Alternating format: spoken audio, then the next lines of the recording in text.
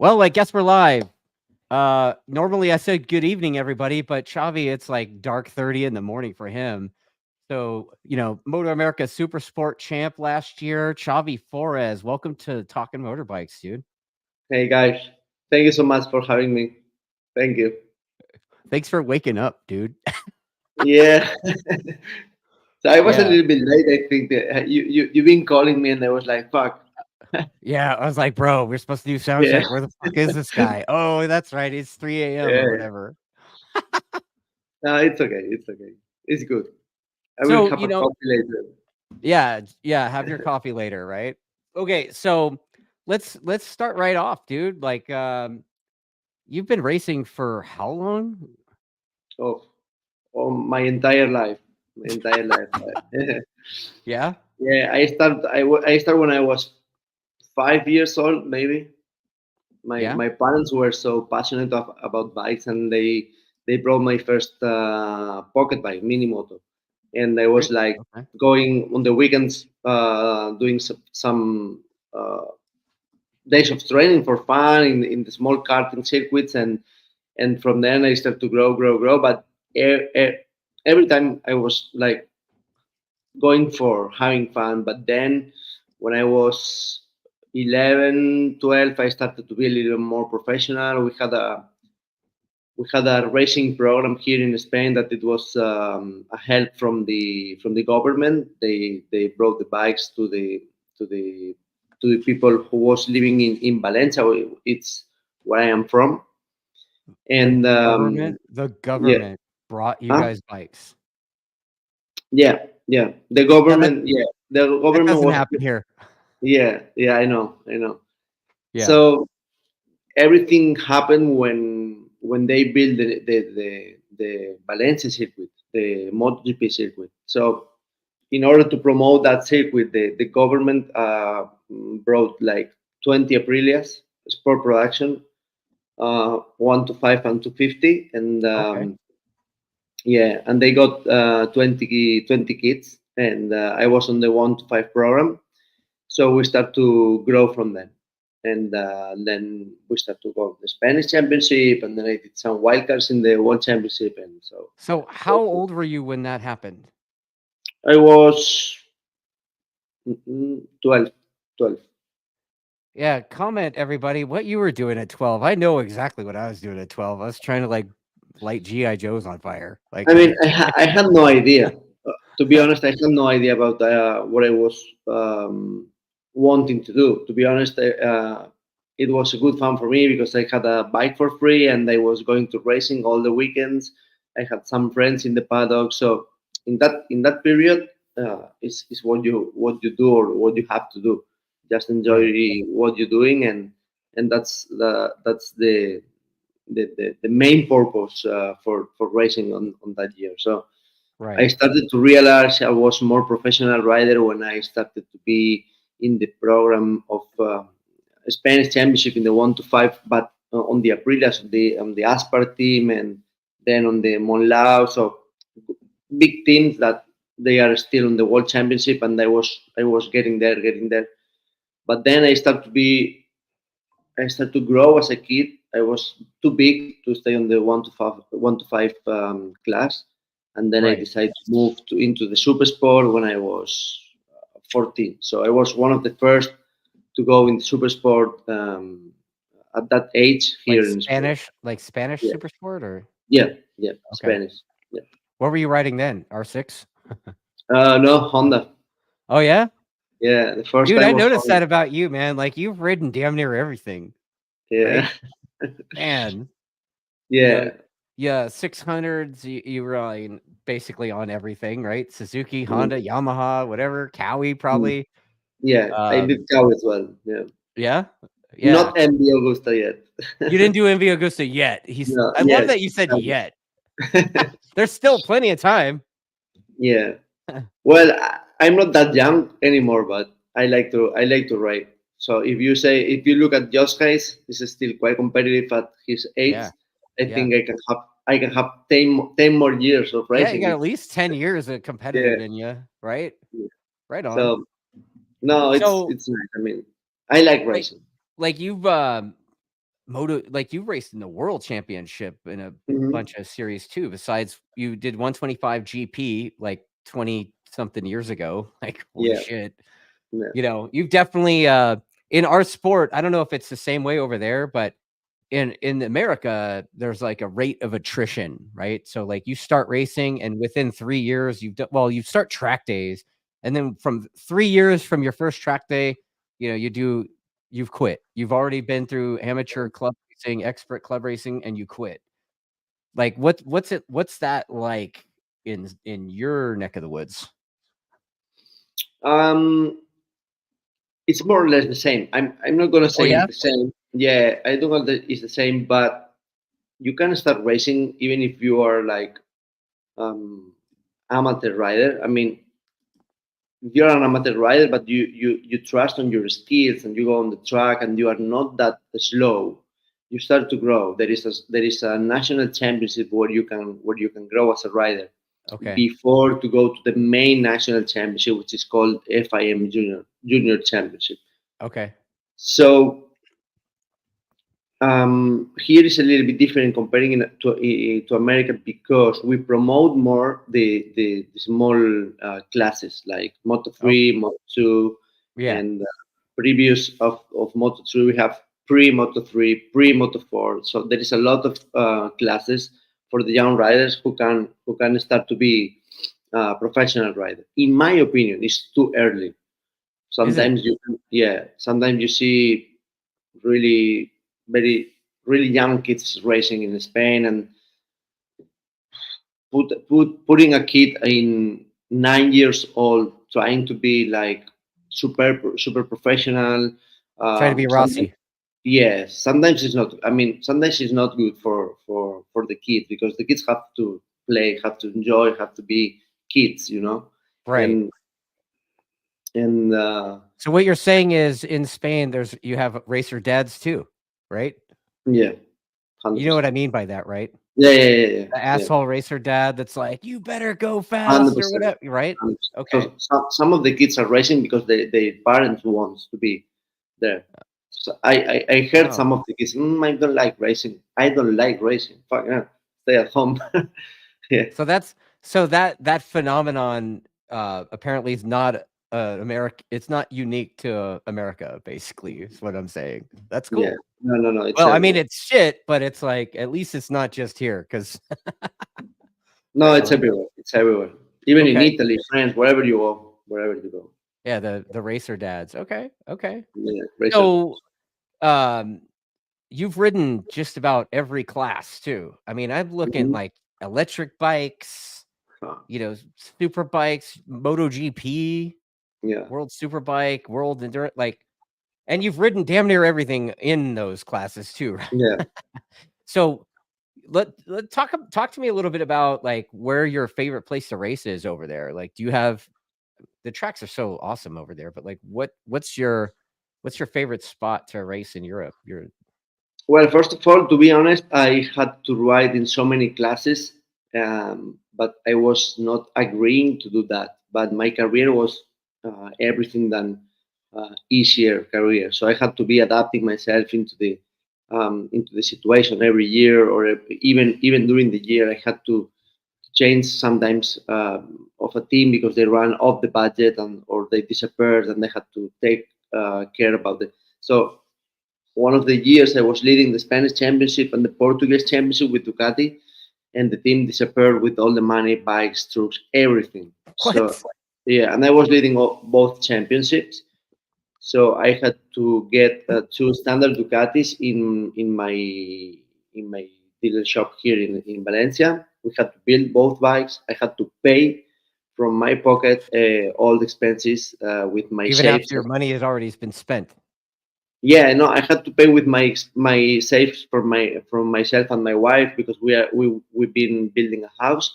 So I had to take that money to race to try to win the championship and then to don't stay at home. So I won that championship. I get a little bit of money back, but I spend more than I get back. So always adapting, always adapting. The fact I was doing MotoGP was only one race. I was replacing injured rider, in Ducati Avintia. But mostly, what I was trying to do every year, I was trying to be focused on the World Superbike, which was where I wanted to stay mostly. Right. So most of my career was there in Superbike, where I achieved more podiums and more success.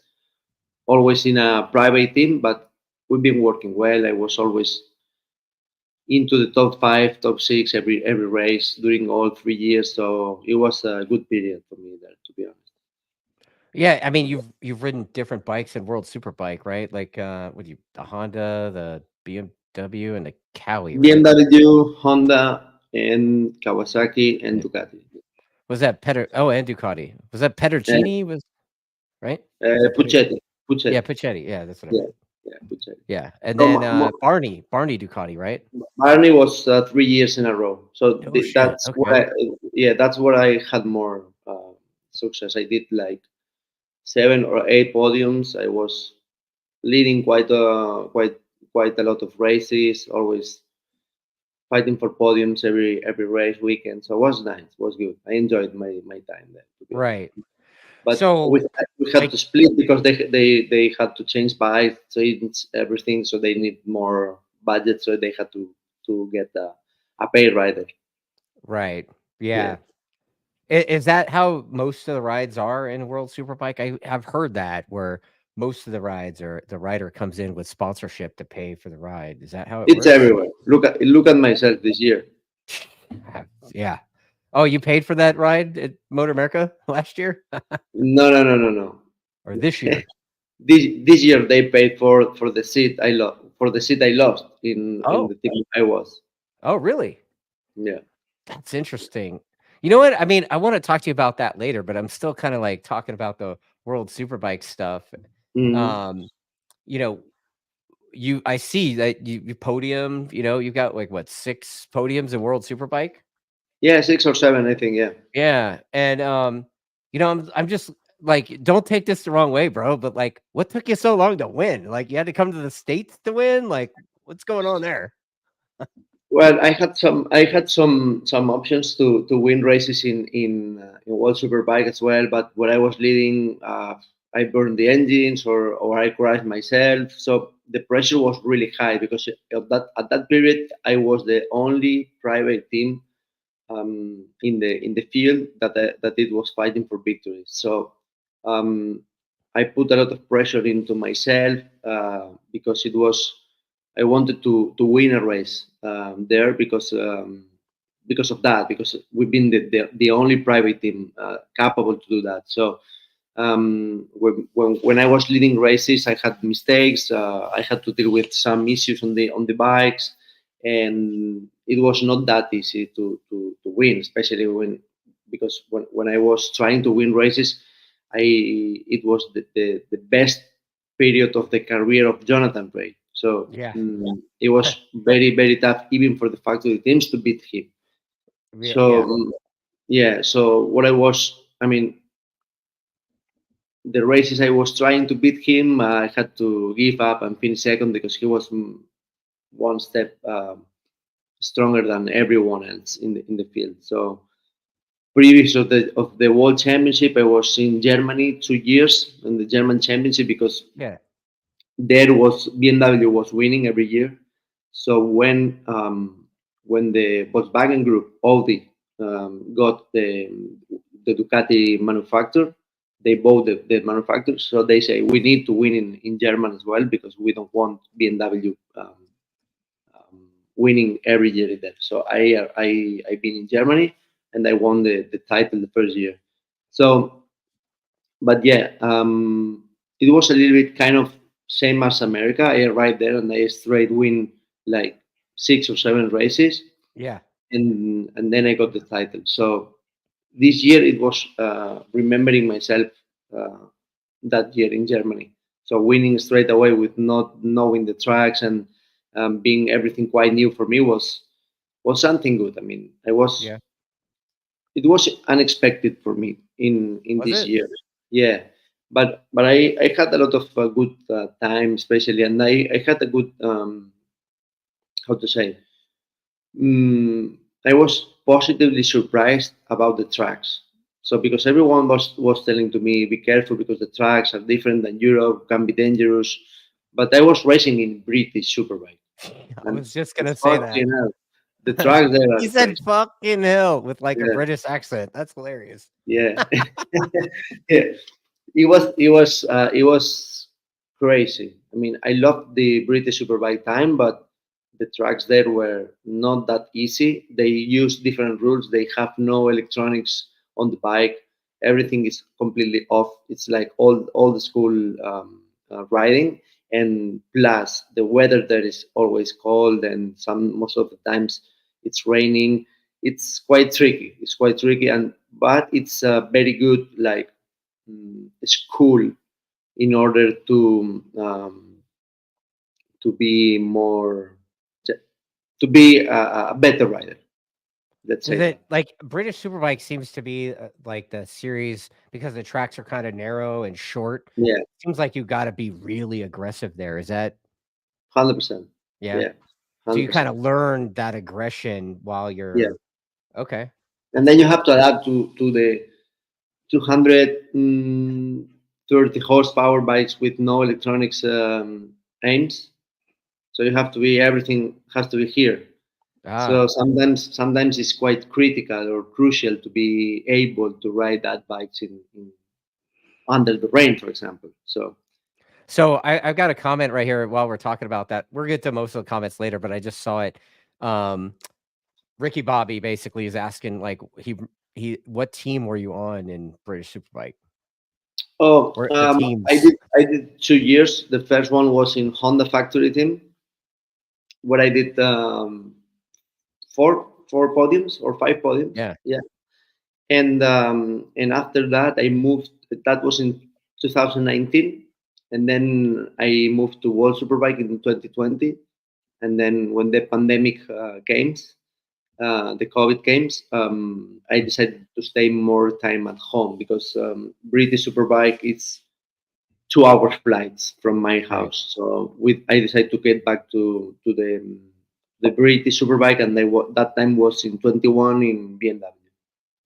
Do you have like a favorite track of British Superbike? I mean, in America, pretty much everybody thinks of, was it the place with the jump? Was it Caldwell Park or whatever? Caldwell Park, yeah, no, Yeah. it's not my favorite. It's completely different track. Yeah. It's really nice place to be honest. Is it? But my favorite there was maybe Donington Park. Yeah, Yeah. yeah, Donington Park. Well, Donington. Donington Park's like a track that's not just in British Superbike, it's other places. Yeah, it's worldwide. Yeah, Yeah. it's a world class circuit. Yeah, yeah, That's why Brands because Hatch, like Brands Hatch is nice track. It's nice track, but there is some dangerous points on the track that I was not enjoying a lot. okay. They have one is called Knock Hill. It's really small one, but it's good fun. It's good Yeah. fun. I did my first pole position there in the championship, and it I enjoyed my time racing there. Yeah, What's that it feel like being airborne at that other track? say what? The airborne, like when you fly through the air like a motocross track is what it The looks like. first time I've been across in there, I say because it's not. I mean, it's a right corner, and then you jump, and you expect to be like after the jump to be straight, no? But it's not. I mean, you jump, and then the corner continues to go. So you gotta turn it you gotta Bubba Yeah, scrub it, dude? yeah, yeah, yeah. Yeah. Okay. It takes. I mean, it takes time to be on the perfect line. Yeah. Okay. I mean, first year I've been racing there, I I did maybe in if I did like 60 laps all the weekend or 61, I did perfect like four times or five. Yeah, it's quite tricky. The local riders are so good there. They do like massive jumps and so fluid. Womp, womp. You have to be there like watching. Yeah. I mean, it's like a road course, but it's kinda like a little hint of the TT stuff, right? Yeah. So actually, there is Peter Hickman racing in Yeah. the British Superbike, and he's so fast in that track because it reminds to him to the uh, Isle of Man. Yeah, to the TT Mm. course. Oddly enough, you're gonna race with that guy in a couple weeks at Daytona, right? Oh yeah, he's coming. Yeah, I met Yeah. him in here in the winter test I did in Spain, and he told me he was coming. But at that time, I was not fixed in any team. I said, "Fuck, unfortunately, I'm not racing this year in Daytona, but it's a good, it's nice place. You're gonna enjoy." And couple of weeks later, I had to deal with Attack. Yeah. Right on. So, you come to the States, I don't know what the hell happened to you at Daytona last year. Let's start with that. Like you come to the States, something happened at Daytona. I met you at Daytona and we talked about our helmets and stuff and Mm. but what happened at Daytona? Daytona was a crazy weekend, crazy weekend so far because it was far from my expectations about how the team was managing the situation. No, it was my first appearance there with the team, but not with the workhorse team 100%. So I was racing in the World Endurance Championship in Oh, here in Europe uh, with Ducati. So they had an agreement between HSBK and my team in the World Endurance. So HSBK put a bike in for me to race, but it was managed by that team because they had experience on the pit stops, everything. right. The problem was I had some electric issues all the weekend, Oh and man. we changed everything we could, everything, but the bike after 2 laps was completely stopping, and it was even dangerous because I was full gas on the banking, and then all the electric power cuts off, and the bike completely stopped. So it Oh, was yeah, it was a lot of times. Some of the other riders beat me on the back, and it was like at some point I was like coming back to the garage quite crazy because it was dangerous. So we started to check the bike, everything. We check everything. We changed all the wireless, everything, and the bike after 2 lap bomb stopped again.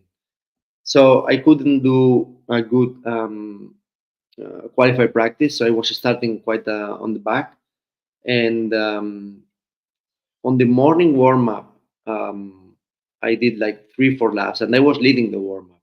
So I was like feeling okay.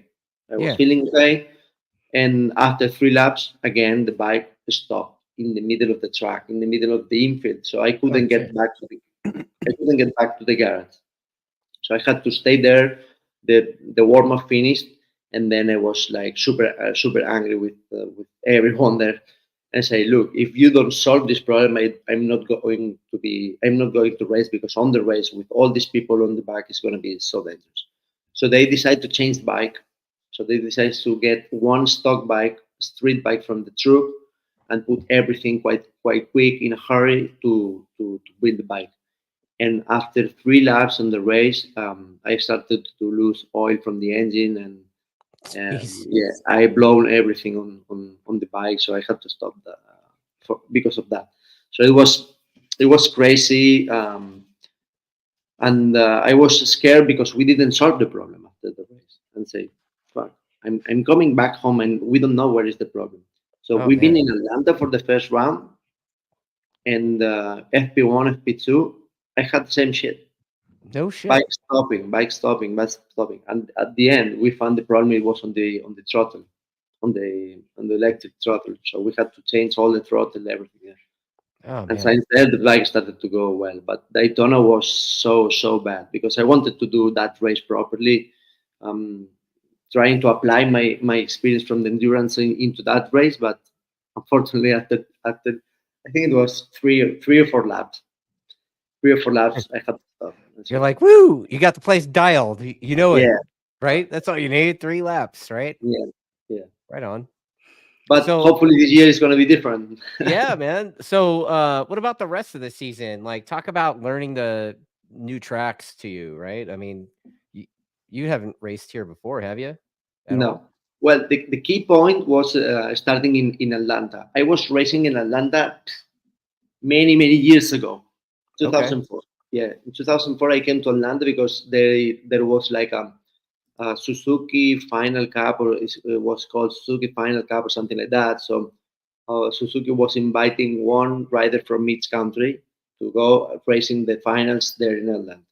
So I came representing Spain, and I win the race, and that was my experience in Atlanta. So the track was not completely new for me. Hmm. So I started the Friday with no so many laps because of this body problem, this throttle problem in my bike. But then I felt confident with myself. So every time I was on the bike, I was feeling fast, and I was feeling like the bike was a little bit more mine. So um, to win the first race on Saturday was like, man, this is what I was needing. So I was I was like, okay, if I also win tomorrow, I'm gonna try to stay focused on the championship because tough moments are gonna arrive. Right. But then we moved to Barber, new track for me. I won again. Then we moved to Road America, a track what I loved. Road America Yeah. was my favorite one this last year with the I new figured. pavement. Yeah, with Yeah, the new you're not one pavement. of those weirdos like Brainerd. Like I've Oh, been talking to dudes that race, and they're like, "Oh yeah, Brainerd." Like I talked to Rocco Landers, and he was like, "Oh yeah, Brainerd." I'm like, "What, dude?" yeah, Him he and loves Bobby Brainer. I Fong. know. I know he loves Brainer. I hate Brainer. Oh man. Yeah. I mean, I have to be honest. Tell me why you hate Brainerd. The layout is not that shitty. It's not. But no, the asphalt and the behavior of our bike there was the problem. The Oh, bike there okay. was so bad. I don't know the reason. We changed the bike like this, that, everything. We moved everything, and the bike was not suiting on that track, unfortunately, and I had to deal with that. So first race I did seventh, and second race I did fourth, and Or- I was like that all day. So that was my worst experience in Moto America. But luckily, from my side, I was leading the championship by then with Right. a good gap. So yeah, Yeah. I mean, you had a couple of weekends that you were a little off, right? Like that Jersey at one, the end, right? Jersey at that the end one, was and Jersey, yeah. Jersey. Yeah, we had Was some. it because the weather was weird there, or does It was the strange because in Atlanta, the first race in Saturday, we had, or Friday afternoon, we had a wet session, and I was super fast. I did the fastest time. I said the fastest time. Also in Barber was one of the sessions was wet, and I was super fast. But then we moved to Jersey, and I don't know why I couldn't put some heat on the tires, and it was so easy for me to crash. So easy for me to crash. really? So yeah, I couldn't stay on the bike. So I was coming also from Europe, where I had a massive crash in the World Endurance race, and I also grabbed the championship. Everything was done. I was like, everything was done. I was nothing to Right. lose, and I didn't want it to crash because I was injured with my both feet. So Oh, that shit. weekend, Okay. yeah, that weekend in Jersey was a little bit crazy for me, and also because my future was not solved. I had nothing happening on me, and I was a little bit like more thinking out of the race rather than on the weekend. So So at Jersey, you didn't know what was happening the following year, even though I thought you mm, said that you had a ride, you were no, contracted. No? no, because with the team it was always quite changing. You know, they say one day you're gonna do Superbike because we are gonna put to Superbikes. Then no, we can't do to Superbike because we need budget, extra budget to do that. So you're gonna stay one more year in Supersport. Then one day they say no, we only gonna ride one Superbike. Then we are trying to put you into the baggage with the Indian project. But so I was telling to them, look, you are counting on me, so I can say I am inside the workers team in whatever class you want to put myself, or I am out. And they always saying to me, no, no, you are in, you have a job with us, you're gonna stay with us. Hmm. So I refused all the options I had on the table because I wanted to stay there. And 2 weeks before, yeah, 2 weeks before Christmas, they call me and they say, look, we're gonna take this other rider and you are out of the team. So I say, fuck, completely like fuck. Fuck. So what I have to do now, because everything was completely. I mean, there are right now there is no seats available for the season, and this is something that I was not expecting to come after the 23 season, but Yeah. I had to deal with this also in the past, so I am a little bit used to do it, and hopefully I can find something. So I always say in Spain we say las cosas siempre pasan por algo, which means the things always happen because something better is arriving. So I hope this time arrives and I can find something good. Yeah. I'm gonna have to save that and put that on a t-shirt. Yeah. Right? Also on the letters on the back. Yeah, on the leathers. Yeah, yeah, Yeah. totally. Yeah. Yeah, so I know that the ride came up for attack, I mean, Mhm. we were at that first test and CP was like having some issues with his hand and he basically I think he smartly made the call to not do Daytona because like he's Superbike guy anyway. Daytona's it's a serious effort Richard puts together, but I mean it's kind of a just for fun thing because it really doesn't count towards anything but bragging Yeah. rights anyway. Mhm. But, Richard's really into going racing, so, like, your name Mm. came up, and I was like, "Yeah, dude, he's available? What?" And then next thing you know, like, it's right down to the wire, and we're hearing, and then so how did it go for you? Like, how did you Um, find out that the ride was available, number 1, for the Daytona? And then, you know, how did it work out? well, How did it all honestly, I what don't was the know. process? I don't know if Richard told you, but when I lost my seat in Ducati, I drop a message to Richard and I say, "Hey, I have no team for this year, and I don't pretend to have a bike for all the season. But if you consider myself doing a wildcard with you this year, all I want to do is to kick some asses in the in the Superbike. So if you consider to do a wildcard anytime with this year, I'm free." So he never get back to me and say, "Shit."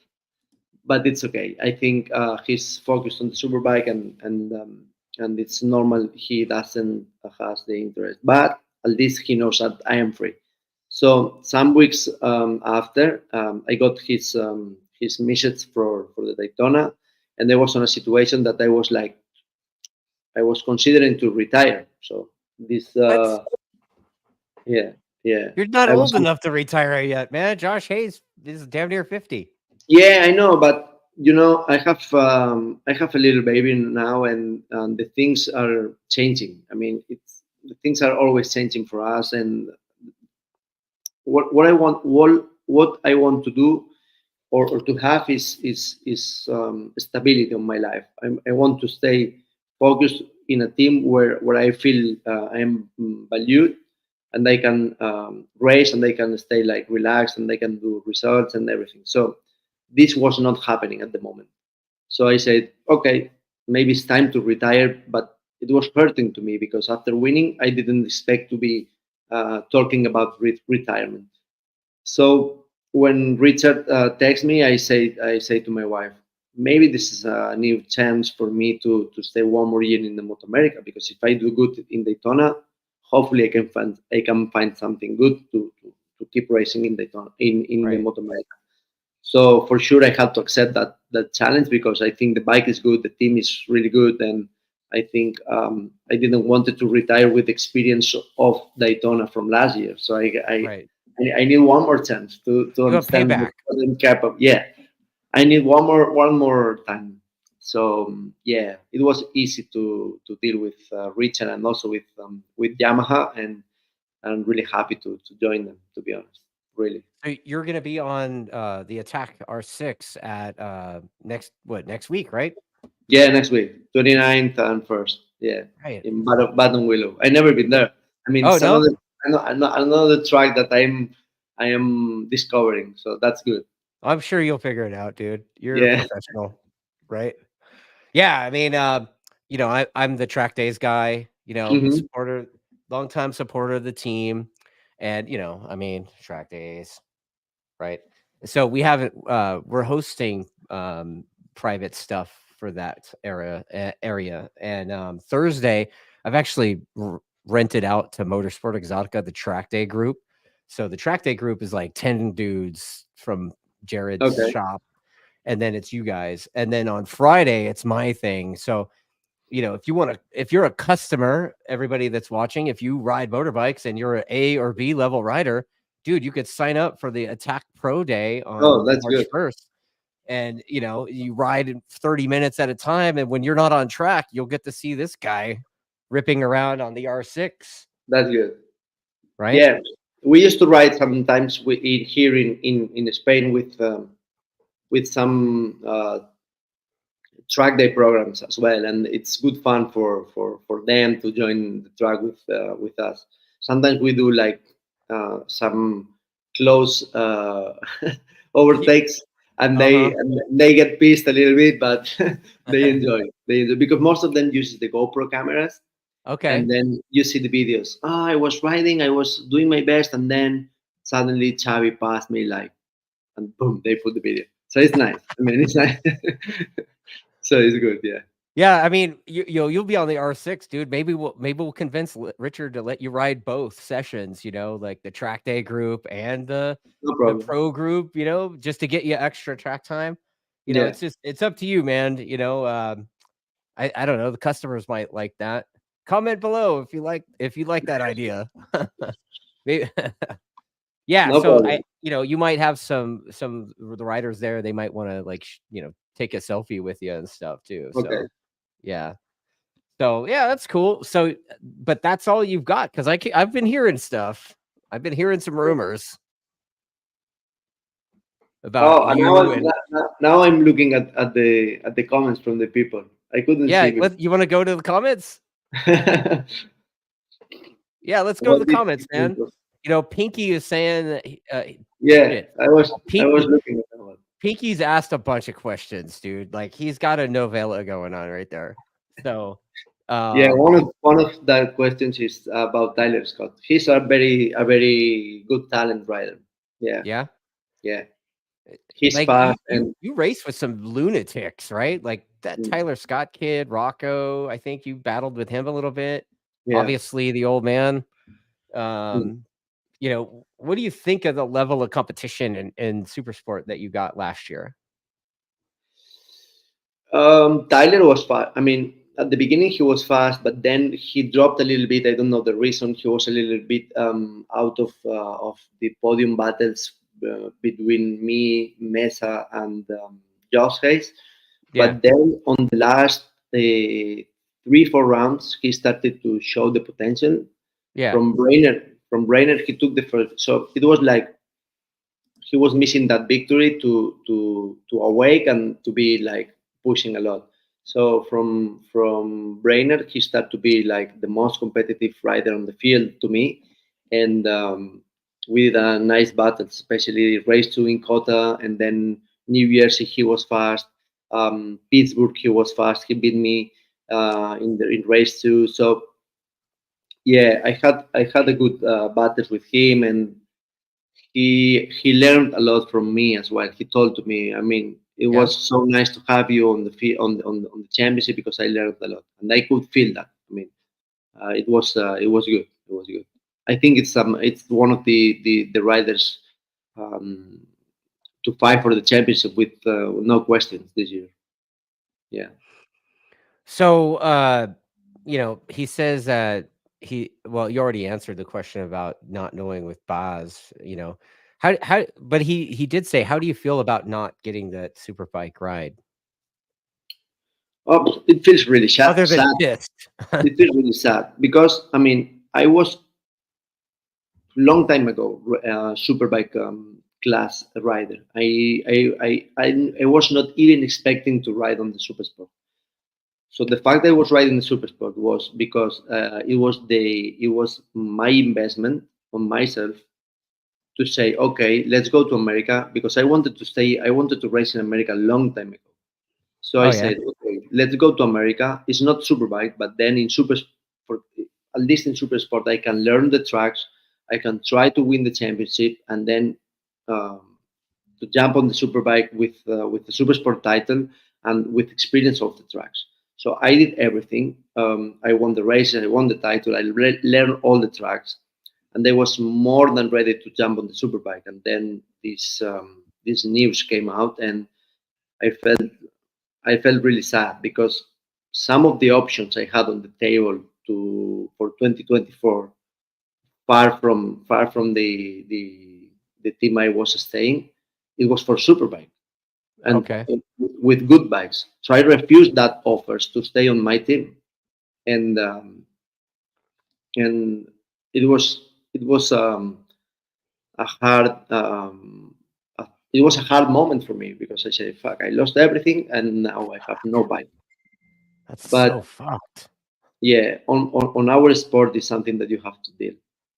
Yeah, I mean, I had JD Beach on a couple months ago, and JD, he came out and won a superbike race with the TackYamaha, and Yeah, he was kind of a front running guy in the dirt track stuff. And dude, into the season, he found himself without a ride, and that's like the cruel reality of yeah, this, is that you could be the guy winning races one season, and then the next season you're sitting on the couch. yeah, yeah. Yeah. It happens. I mean, it happens. You are a rider where you are expecting to have stability, and you show the results. Because if you say to me, "Okay, I'm not giving a bike to you because you did shit, you did not well," Right. I mean, I'm the first one. You're like, I'm "Bro, always, I didn't suck, yeah, like, what the yeah. fuck?" Yeah, I'm the first one to stay at home. I don't want to stay far from my house in another country doing poor results. So I prefer to stay to my house. But I felt my place in Moto America. I felt my place in the championship, and I wanted to show the people that I am still fast in the Superbike. But I mean, I was supposed to do the last races even last year in the Superbike class, right. and they didn't allow me to do that. I don't know the reason. I don't Oh, know you the don't? reason. No, because they say my mechanics were they didn't have a crew to do this second Superbike last year. But now I realized that my last year mechanics are the mechanics that are going to join the Superbike program. Right. So I mean, I had a lot of moments that I didn't understand the behavior of the team with me. So Right. it was hurting to me to feel like that because I did God my damn it. best for them, and I say Well, I'm not you've having. gotta speculate why, right? Like, what do you have to have an idea of why, don't you? Maybe? No? They say to me they took Loris because he have the budget with him. So Mm, if it's okay. true or not, I don't know. If it's because of that, I have to accept that this is business. Yeah. I have to Yeah. deal with that. I mean, I have to deal with that, and this is something that in our sport is being since many years is being the primary thing. So you have Yeah. budget, you race, but you cannot tell to me in the very last minute you are out of the team. Yeah. Because if you are talking to another rider because he has budget, this is not coming from 1 week. So you are uh, talking to this rider For a for a long long, time. for a Yeah. long, yeah. So they were stringing you along hoping they would get that guy, and they got him, and they're like, "Alright, peace out." Yeah. So from that moment, you have to say to me, "Hey, Xavi, you are not in our plans. Um, you are free to try to find Right. something." That's kinda But I, shit. yeah, Yeah. Kinda like, "Fuck those guys." yeah, Kinda, you know? I'll yeah. I say it. mean, I and, said it. I and, don't care. and especially a rider like him, who is a top class rider. But Yeah. I understand the position of everyone. But I want that they understand my position as well. I Yeah. mean, I understand that Loris wants a ride, and he's a very fast rider, and he has to have a seat. I understand this. I understand the side from workers that they have to find the resources to grow as a team, and they can have a chance with this guy.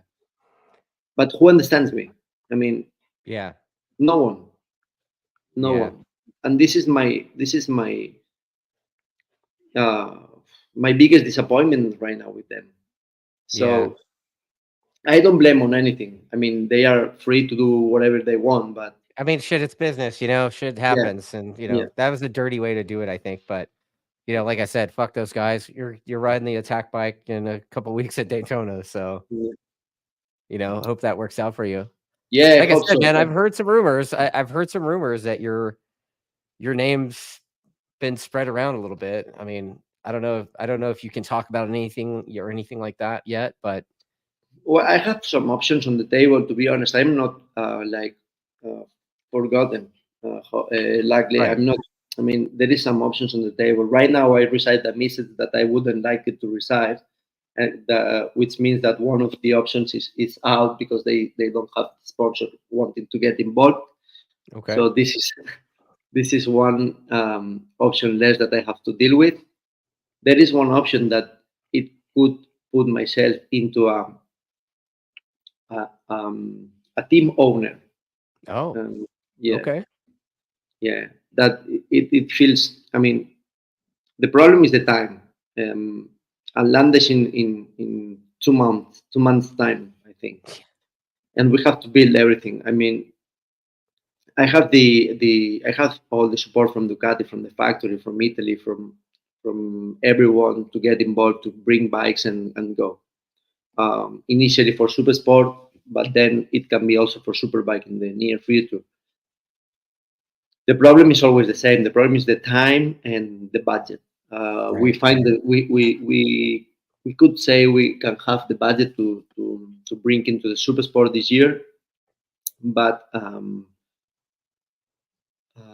the time is so tight. I need to build everything, get the crew, bikes, everything. So this is one option, and some other options are based on the teams that are running on the championship right now and good Okay. teams. Good teams. So, uh, Good say what? teams. Yeah, Yeah. yeah. Yeah. Teams where I can show again that I am there. But honestly, right now I'm mostly focused on the Daytona race because I want to pay back the the confidence Yamaha and Attack put on myself. So after Daytona, I'm gonna try to think I and understand what I have on the table and what I can do. Maybe I'm not doing all the championship. Maybe I'm doing just wildcards, or maybe I'm doing the second part of the championship if we put everything together. But it's something that is not on my hands. I cannot deal with that. So I put on the table to the teams. Look, I have these packets where we can go, um, and if you have the resources to go, we do. And this is what we are working on. But it's taking a lot of time. It's not Yeah. easy, and but I will try till I die. Right on, man. That's Yeah, that's you're hardcore, dude. I dig that about you. Like you're hardcore. You're yeah, full gas all the time. So let's get some more comments, yeah? yeah. So, No problem. what do you think of Bulaga and Bautista? What do you think they'll do? How do you think they'll do this year in World Superbike? Álvaro Bautista. What? Yeah, Yeah. Bautista and Bulaga. Um, You saw the yeah, test, right? yeah. They are in Phillip Island. They're gonna race this weekend, I think. Yeah. So Bulega is surprising everyone because his experience from the on the superbike is not massive.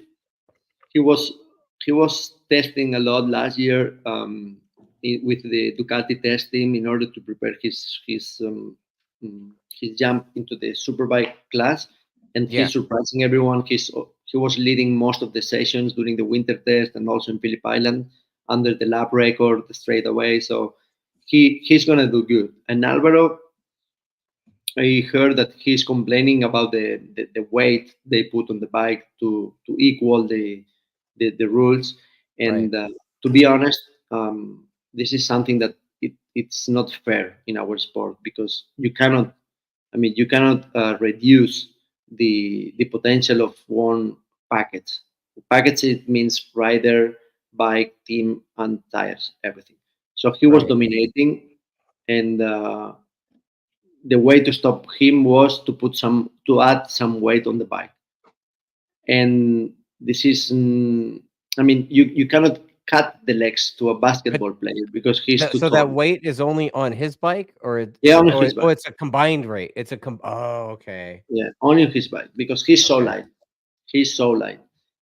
And but this is motorsport. I mean, it's you cannot go into the NBA basketball and cut the legs to Pau Gasol because he's too tall.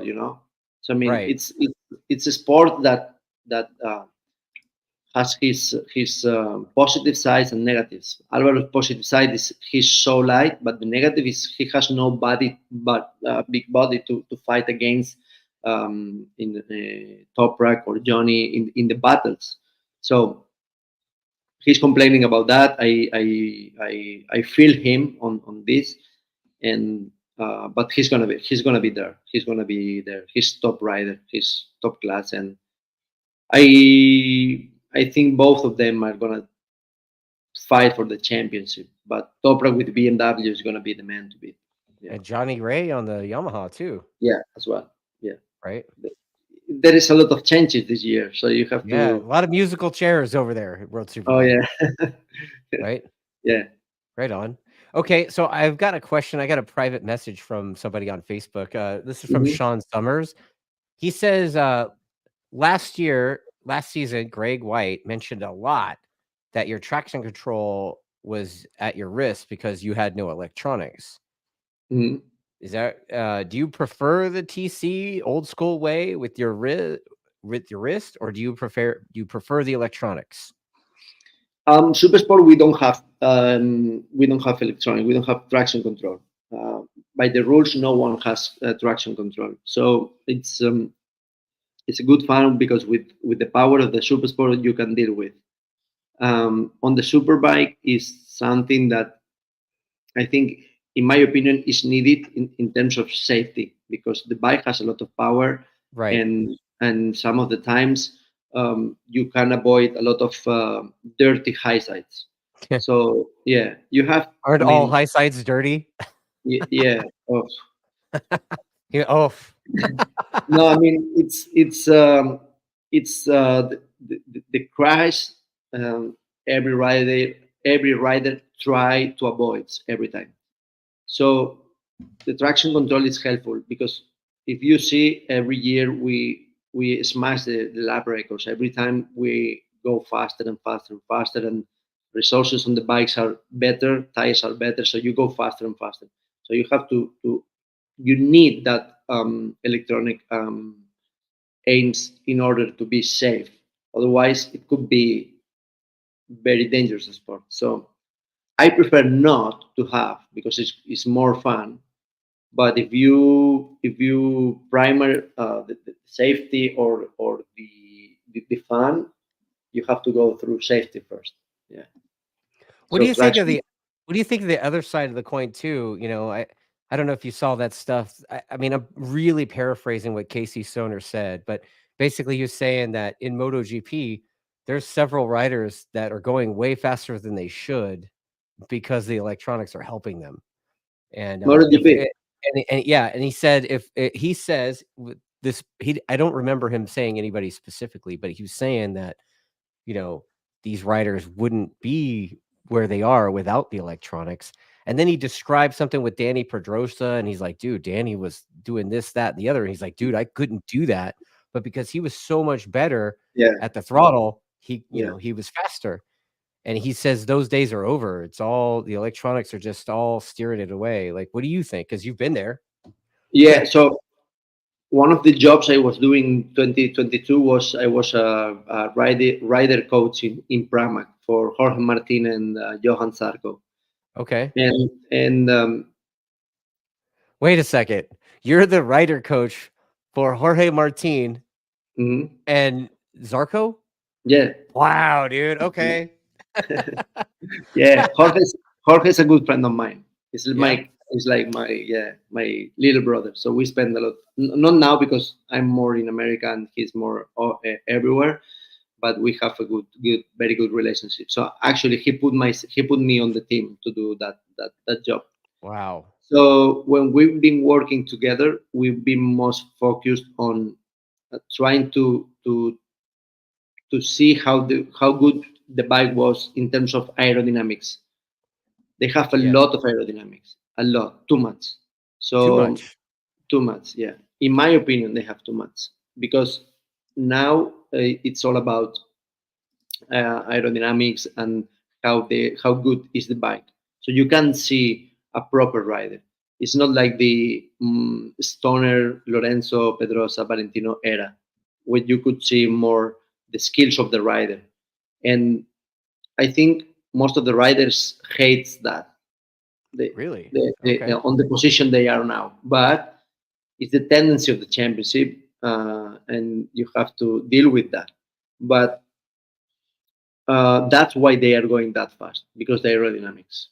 I mean, some Okay. of the times you see the bike coming out of the corners and it looks like a drag bike, completely down, a lot of wings everywhere, winglets everywhere. So it's been a little bit too much, but that's the reason. I mean, they are now smashing all the lap records, Yeah. Yeah. like too much. I mean, so fast.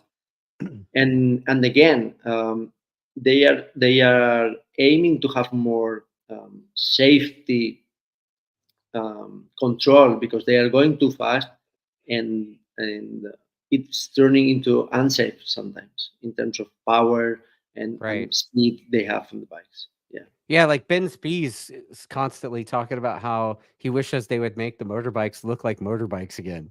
exactly. Yeah, hundred Yeah. percent. Me too. I think we all the school riders wants to get back to some years ago. But Yeah. I mean, it's not that far away. I remember in 2013, 14, 15, 16, when markets start to beat everyone in MotoGP, there were not aerodynamics. I mean, the bikes Right. were bad. Yeah. Yeah, I mean, with a few subtle changes, I mean, the Yamaha yeah, looked pretty mm, similar for years, yeah, right? yeah. Yeah. Yeah, now it's all like, I mean, you see the last test stuff, it looks like they're riding around with tennis rackets hanging out, right? Yeah. Nah, it's Yeah. crazy. If you see the bike from the inside of the garage, they have a lot of buttons, they have a lot of switches, they have a lot of stuff that you have to think all the time. Well, at the exit of this corner, I have to switch this one, and then when I brake, I have to switch this off. It's all about that, all about that, because That it's could be not frustrating. it's all mechanical. It's not automatic. So Oh, really? the drop of the bike, you have to. So you go on the straight, full gas. You have to switch on the dropping device for the next corner. So you activate that. You go on the brakes, and when you go and lean and you open the gas, the bike start to drop. If you don't press previously, you don't have that. I mean, Mm. every corner. So if the track has 20 corners, you have to 20 times a lap switch on that. Yeah, a lot of club racers watching are probably like, "Dude, I can't even figure out how to use the rear brake."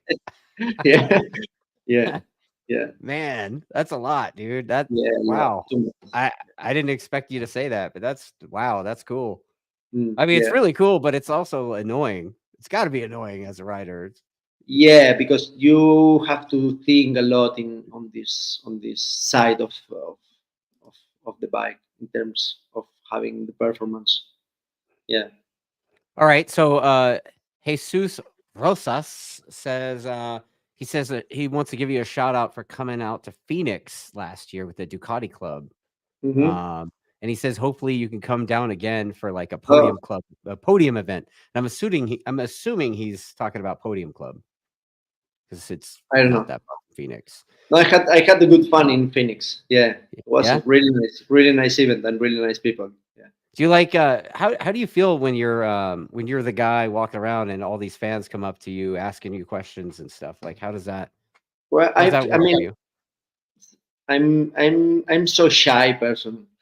Shut the So fuck yeah, up. yeah. So when I go when I go to those events, it takes a little bit of time to myself to interact a little bit more. And but I like when um, I was at home after the season, and the guys from Phoenix Ducati Club invite me to do that event. They do yearly event, and they resigned me there like Valentino Rossi. So I had Right. a really nice event. I did it was a good fun because we ride bikes into the canyon, and it was something completely new for me because we don't have this kind of canyons and so here in Spain. So when I go to those events, it's good fun. I love to spend the time with them. To be honest, yeah, Right on. Right it's on. really nice. That's so cool. I know Yeah, the fans love that shit. So I mean, yeah. it's great that you're Also the getting riders. into I mean, it's all about. I'm passionate what I am doing, so I like riding bikes no matter where. So I hear if you that, put bro. myself, yeah, if you put myself a bike helmet and you say let's go for riding somewhere, and we take a breakfast together and we talk some shits, and so I'm Yeah. I'm su- I'm super happy. Yeah, Yeah, he's just one of us, is what he's saying. yeah. He's just a regular guy that likes motorbikes. Okay. Chris McCreary says, with since you were raced British Superbike, with the no electronics thing, and Motor America has full electronics, which one do you think is better? Since some people think British Superbike is a British series, but you would have like a real world experience with both. What do you think? Well, as I mentioned before, it's I like British Superbike. I like the championship, the series, how they manage the series. They are also trying to improve the championship and everything. But in terms of safety, um, I don't like that much because Huh. so you can have all the power under your hand if you are racing super sports or um, less power bikes, but you cannot pretend to be on that powerful bikes with no wheelie control without anything because it turns into a dangerous. So it's easy to high side, easy to have some mistakes. So my opinion, I prefer a little bit more having traction control, having some electronic helps because it's only about of safety. It's not because you enjoy more riding or not. I enjoy more with riding without traction control and without wheelie control because you It's more feel fun. you feel the hurt of the bike, 100%. Yeah. But just for sometimes. I mean, not for entire season or full race distance. Okay, So that's yeah, fair. That's fair. yeah. So I mean, in that, anybody that races the bike where your wheel speed sensor shuts off your electronics, you kind of know what he's talking about, yeah, yeah. right? Makes it So hard to ride. 100% on that thing, Moto America is better than Well, there than you Britain. go. Yeah. Yeah, Motor America Superbike's closer to World Superbike, right? Like spec wise, they're not that far off, right? So what? Sorry. Moto America Superbike spec is pretty close to World Superbike spec, no? Yeah, the bike from last year, Josh Herring, was the same as Alvaro Bautista, 100% same. There you go. Yeah. Yeah. Okay. Let's see here. Let's go back to somebody was asking if yeah, Ricky Bobby's asking if you're going to be there for the Dunlop test. I don't know where the Dunlop test is. If they have test and I'm not invited, that's a shit problem. Oh shit. Okay. Yeah, I don't know. I didn't know there was a test. I think it was a test before the end of the year where Hmm. some of the writers been testing, but I don't know. Okay. No, I don't think we are going to do that the test because we go to Baton Willow to test the bike a couple of days and then we go straight to Daytona for the race week. Right. Mm. And it sounds like, here's some commenters, 848 Evo, Lloyd Hatcher the third, Pinky, basically a whole bunch of guys are basically saying, I'll just say it, Warhorse sounds like some real shitbags. Mm. I mean, Okay. I don't want. I'm quite respectful for Oh, everyone. 100%. I'm like Ron Uh, Burgundy though. Like if somebody yeah, comments it, I'm gonna ask it. Like, yeah. you I know, was reading them as well, but I don't yeah, want to say they are shit or not. It's just business. You have to accept it or go home. It's yeah, what it is. I mean, I accepted their offer last year because I felt that it was a good business also for me. And right now they had another options on the table without me, so I have to accept it. I cannot stay here complaining and saying because they did this, because they did that. It's not going to anywhere. So I want to move forward, try to find something where I can show that I'm still competitive, and that is what it is. yeah. And going back to the way the bikes are and stuff, we were talking about how ridiculous the GP bikes are. John Ridey was saying that there was a few races last season where a rider lost a winglet and then the bike handled like a wet pasta. Yeah, yeah, yeah. That's They feel it. right. I mean, they feel it. They feel a lot, too much.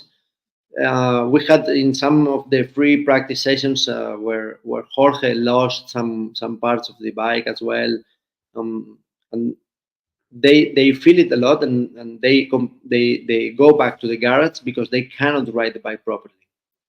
So this is Yeah. something that I mean, this is something that I don't like it, to be honest, because firstly because you are not able to manage that situation, and if it happens on the race you have to retire or you have to do a very very poor race. And second one, because you are putting like a like a primary thing on the motorsport is the bike, not the rider. So Right. you are showing the people that if you don't have these winglets, these aerodynamics, you cannot be fast, you cannot be competitive. So the people from home watching the TV is starting to piece because have you seen sometimes the rider who is on behind and goes on the brakes and hits the other one? It's because Right. it's because they are absorbing them because Oh, yeah, it's because okay. the aerodynamics. If you follow them, when this guy on the front is braking and you are on behind, is absorbing the same at the same time, and you cannot stop the bike. You hit him because you cannot stop the bike. Hmm. I don't remember this happening on some years ago when the bikes had no these aerodynamics. So Wow. yeah, it's something that so. I mean, I was when I tried the BMW with the first bike they put the winglets on the fairing. I was absolutely in love with that because at the exit of the corner you had more traction, less wheelie. The bike was staying more on the wheels and so. But then you start to realize that you are losing your skills at the exit of the corner. It's more like everything goes more automatic. You have this, Yeah. that you Okay. have this. Let's go. And from there you start to say why we don't go back, imagine a MotoGP with all they have. It's embarrassing. It's embarrassing. He says embarrassing. Yeah. That's one thing I noticed about you when you came here. I can't remember. I think it was Road Atlanta, even like on the brakes. And you go down that hill on the brakes, and you were just ruining everybody. Like, and I think you helped elevate everybody in that particular class. But why do you have any idea of why you think it is that you were so much better on the brakes than everyone else was? Mm, it's something that it's I'm only on the spot, bro. Like, no, I mean it's one of the my strongest points in all my career. From since I was kid, I was really hard on the brakes. I have weak points for sure. But one of the better points on my riding style is the braking, and I had to learn this a lot, especially when I was good, but since I came into the World Superbike, I had to learn this a lot because Yeah. Jonathan Ray and Tom Sykes were so good on the brakes because the Kawasaki was allowing to them to go so late on the brakes, and we all the riders, especially Ducati boys, had to try to adapt in order to be competitive in that area because um, the main thing of riding bikes is your bike is going to turn in good or not, mm, based on how good you are on the brakes. So most of the time you say, the bike is not turning good at the exit of the corner. The bike is shit. There is no grip. It's all it's all based on how good you are on the brakes. So when we do setting on the bikes, the initial part of we try to solve, the first of thing we try to solve is braking point. Because if you are not good on the brakes and you don't point the bike where you have to go, the bike is not working. So this is something that I was always trying to learn and keep going better, better, better, better. And when I arrived to Atlanta, it was so easy for me to pass them in the brakes, quite easy. But then at the from mid season to the end of the season, it was hard for me to pass them on the brakes. So So they adapted. they learned a lot from that. They Cool. learned, yeah, which is good. I mean, I like that. I like the people who is adapting, and especially Stefano Mesa. He was deep on the brakes at the end of the season. Ty Scott, usually race two in Kota, we've been out of the track on the last lap like 3 4 times, trying to pass each other on the brakes. So Right. this is good. Yeah, Yeah. Joshua Ferrer. Sorry, dude. correct, correct. Yeah, He's saying brakes. No one cares. Go faster. and yeah. Apex Assassins apparently that says that. Jess Nelson says that's what he tells. That's what he tells new people to brake until you can't brake anymore, and then back it off just a smidge. hmm Yeah, Yeah. yeah. Nice. It's like that. I mean, you see in the World Championship, everyone breaks so late. Yeah. But it's not because of. I mean, it's because of is what you learn in order to set the bike. That's the Yeah. priority. So you excited about Daytona or what? Yeah, for sure. Because my experience last year was horrendous. So I don't want to retire from racing with that shit feeling. So Yeah. I want to go back. And so right now I have a little bit of experience on that race. So I'm not arriving there completely new. So I know the banking. I know how to deal with some of the things I was not experienced last year. So this is going to be the primary key in order to start the weekend there. And also we're going to race with Pirelli tires. Of course. Yeah, So I was going to ask you about tires too, because you've raced on damn near everything there too, right? most of my career was Pirelli because Yeah. World Superbike, British Superbike, German Championship was Pirelli. So that's why I'm happy to join with Pirelli on the Daytona race because I have more experience. I like Dunlops. I mean, I didn't feel bad with the Dunlops last year, but I have more experience. I feel more the front tire from the Pirelli, and Right. I'm a rider who uses to ride a lot with the front tire, and the Pirelli right now is giving me a lot of feeling. So Right that's on. that's good. All right. So before we wrap this up, like any predictions? I know it's early. It's like a couple weeks out. What's up?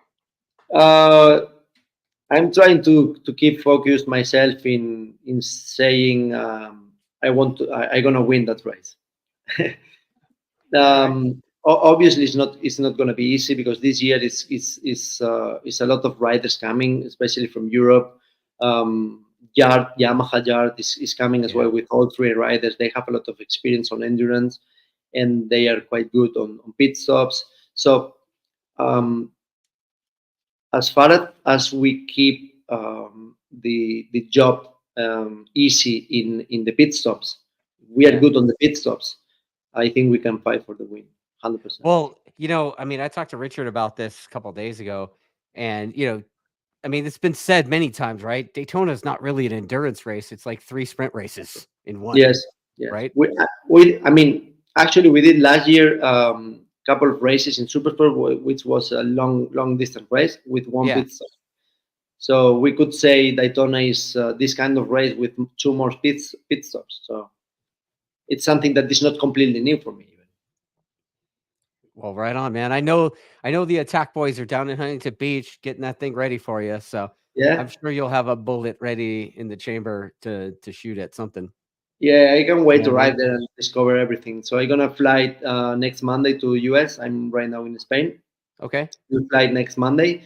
I'm gonna drop my family in Miami because we are staying there, and then Okay. I'm gonna fly to Baton Willow to the test, and then back to Daytona. So looking forward to start this new challenge for me. New adventure. Yeah, new Right. adventure. Yeah. Short one, but I think it could be good. Well, you know what, Xavi, dude, so appreciative of you getting up early for this crap. He's Dude, not going seriously, to thank do. you. What? No, I'm reading this comment. He's Oh, not going to do another big crash on the banking or next to another rider, right? I didn't crash there. yeah, bro. Like, get your facts straight, Jesse. He's in the winter, dude. Like, he's one of the Minnesota dudes. He's probably under 15 foot of snow somewhere, holed up in his basement. So, yeah, I'm talking trash about Jesse, but yeah. So, No um, problem. Easy, easy. I didn't cry there yet. yeah, bud. Well, seriously though, thank you for taking the time to join No the problem. My B&B, and pleasure. man, I'm looking forward to seeing you next week on the Yeah. 600, man. I'm gonna sleep a little bit now. Look. Yeah, dude. Yeah, go to sleep. It's early, man. All right, dude. Thanks. Okay. Thank you so much. See Yeah, buddy. you. See you soon. See Yep. you. Thanks everyone involved here in the chat. Ciao, All ciao. right, man. Ciao.